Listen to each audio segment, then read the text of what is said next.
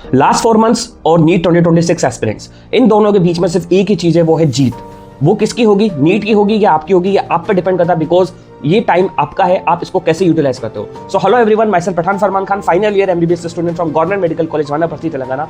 And मैं आपको कोई मोटिवेशन ज्ञान देने नहीं आया हूँ। This is from 1-to-1 contact, 1-to-1 आपको सब कुछ समझाने आया हूँ कि आपको क्या है, ट्राइड एंड टेस्टेड चीज क्या है। क्योंकि कई बच्चे होते हैं जो दिसंबर तक आते थे, बहुत कंफ्यूज हो जाते हैं और वो सोचते हैं अब मुझसे नहीं होगा। ये फेज मेरे साथ भी आई थी और मुझे भी बहुत बड़ी प्रॉब्लम्स हुई थी, अब क्या करूं, मुझसे होगा नहीं होगा, बिकॉज 4 महीने बचे हैं।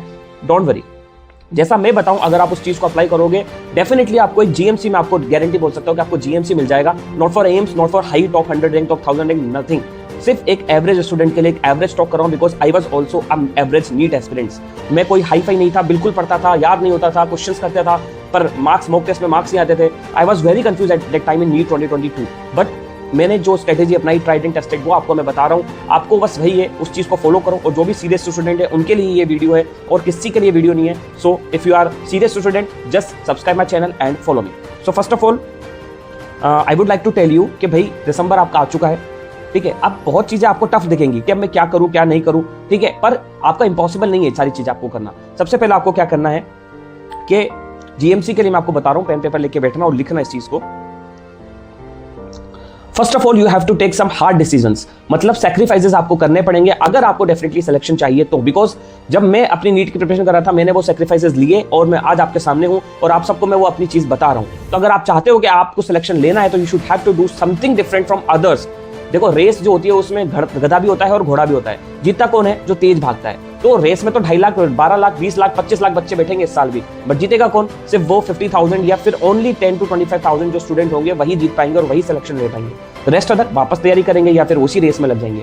सो you have to do something different. First of all relationship, जितनी भी रिलेशनशिप है आपकी नीट एस्पिरेंट में कभी मैटर नहीं करती। Please avoid all these things, just stay away from all these concepts. ये एग्जिस्ट ही नहीं करते आपकी लाइफ में। आपको ये सोचना है, just follow your target, your dream, and this is your destination only. तो एक चीज को इसको आप अच्छे से प्रिपेयर कर लो। जस्ट टारगेट को आपको सामने दीवार पे चिपका देना है जहां आप स्टडी टेबल पे पढ़ते हो, and you have to study study study and nothing else. आपको किसी की जरूरत नहीं है, किसी कंपेनियन की जरूरत नहीं है, किसी रिलेशनशिप की जरूरत नहीं है। Your parents are everything for you at this stage. सिर्फ पढ़ाई पे फोकस करो। दूसरी चीज, सोशल मीडिया, स्मार्टफोन है।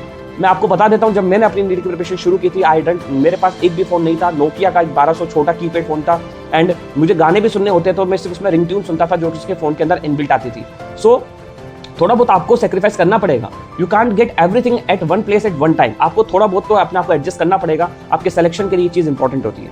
तीसरी चीज है destruction. Just avoid everything, just go underground beneath the bottom, और सिर्फ पढ़ाई पे फोकस करो। देखो कहां गलतियां हो रही है, उनको इंप्रूव करो, गलतियों को सुधारो, मॉक टेस्ट दो जितने हो सके, इंपॉर्टेंट पीवाईक्यूज लगाओ। एक चैप्टर के लाइक वर्क पावर एनर्जी है, 150 क्वेश्चन के पैटर्न बनते हैं। आपने अगर 150 के 150 क्वेश्चन कर लिए, दिस इज इट। आपके क्वेश्चन गलत होने के चांसेस निल है, ये मैं आपको डेफिनेटली बोल सकता हूं। ऐसे ही हर चैप्टर के अंदर, फिजिक्स के अंदर आपके पैटर्न टाइप क्वेश्चन कर लो, क्योंकि question can neither be created nor be destroyed, they only transfer from one paper two another. सिर्फ क्वेश्चन का पेपर का वैल्यू चेंज होती है, पैटर्न चेंज नहीं होता है, बिकॉज हर दिन क्वेश्चन नहीं बनते। तो इतना सा अगर आपका कॉन्सेप्ट दिमाग में है, तो डेफिनेटली आपके वो क्वेश्चन सही होगा और आपके मार्क्स आएंगे। और टाइम पास आपको बंद कर देना है। तो ये थोड़े बहुत डिसीजन है जो आपको लेने पड़ेंगे, अदरवाइज आप भी दूसरों की तरह रेस में रहोगे, ड्रॉप पे ड्रॉप देते जाओगे, and this is not the solution for your life, because you are just getting older day by day. So you should have to understand this thing. Time management की एक बात बता देता हूं। स्टूडेंट मेरे से पूछते हैं सर कितने स्टूडेंट मुझे घंटे पढ़ना चाहिए। मैं आपको सिंपल बता देता हूं, जब मैंने प्रिपरेशन करी थी, मेरे पास सिर्फ एक ही शेड्यूल था, वो था खाओ पियो पढ़ो और सो जाओ, बस। इसके अलावा मैंने कहीं भी टाइम डिस्टर्ब नहीं किया, डिस्ट्रीब्यूट नहीं किया। खाते टाइम भी मैं पढ़ता था, सोते टाइम में सो जाता था, उसके बाद फिर उठ के फिर पढ़ता था। मुझे और कोई काम नहीं था, बिकॉज मेरा सिर्फ एक टारगेट था कि मुझे सिलेक्शन लेना है, anyhow do and die, because already मेरे अटेम्प्ट हो चुके थे, तो मेरे पास ऑप्शन नहीं था। तो यही आपको करना है, एक ही आपका शेड्यूल होना चाहिए। जब भी आपको टाइम मिले, पढ़ते रहो पढ़ते रहो पढ़ते रहो, सिवाय बेसिक नीड्स के, नहाना धोना खाना पीना, दैट्स इट। इसके अलावा सारा टाइम बचे सिर्फ और सिर्फ पढ़ाई करो, या फिर उस टाइम को सोने में लगाओ ताकि आपकी एनर्जी रिबूट हो सके। So that's the plan and that's the your time management. तो एक ये चीज है। इसके बाद फुल सिलेबस देखने की जरूरत नहीं है। फुल आप लेक्चर्स देख रहे हो 1x में 1.5x में, this is rubbish.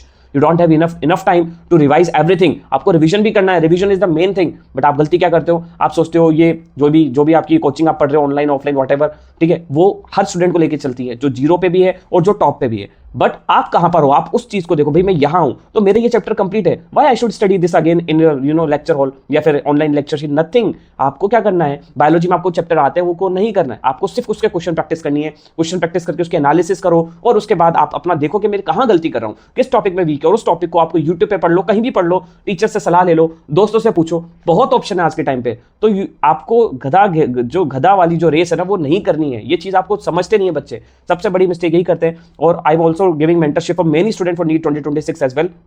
Last year 14 student got selected in NEET 2025 through my mentorship.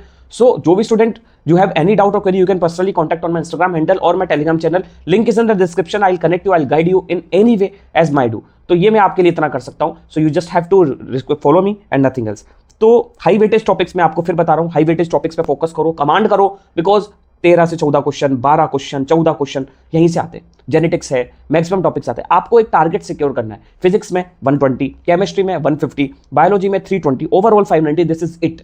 आप सिलेक्शन के रेस के अंदर हो, आपको एक अच्छा कॉलेज मिलेगा। अगर आपका टारगेट एक मिनिमम रखा है ना आपने, तो ये बहुत अच्छा है, ना ज़्यादा अच्छा है ना ज़्यादा बुरा है, अच्छा टारगेट है और आपको डेफिनेटली सिलेक्शन मिलेगा और आपको एक अच्छा कॉलेज मिल जाएगा और आप मुझे थैंक्स बोलोगे कि सर आपने बहुत अच्छा मुझे हेल्प किया था। और ये बिल्कुल बिल्कुल अनफिल्टर्ड चीज़ मैं आपको क्लियर कर रहा हूँ, बिल्कुल अनफिल्टर्ड है। सो यही है, एक टॉपिक एक टीचर से स्टिक हो जाओ, एक मॉड्यूल से स्टिक हो जाओ, चाहे वो ऑनलाइन हो चाहे वो ऑफलाइन हो, जहां भी आप पढ़ते हो सारे मॉड्यूल ऑलमोस्ट सेम होते हैं, जितनी भी एक्सरसाइजेस सारी कंप्लीट करो और यही आपका सिलेक्शन का रास्ता है। सो I hope this video will definitely help you in NEET 2026, and if you have any query or doubt, you can personally contact me and I'll guide you in any way. So thank you so much for watching this video. If you like the video, please subscribe and all the best.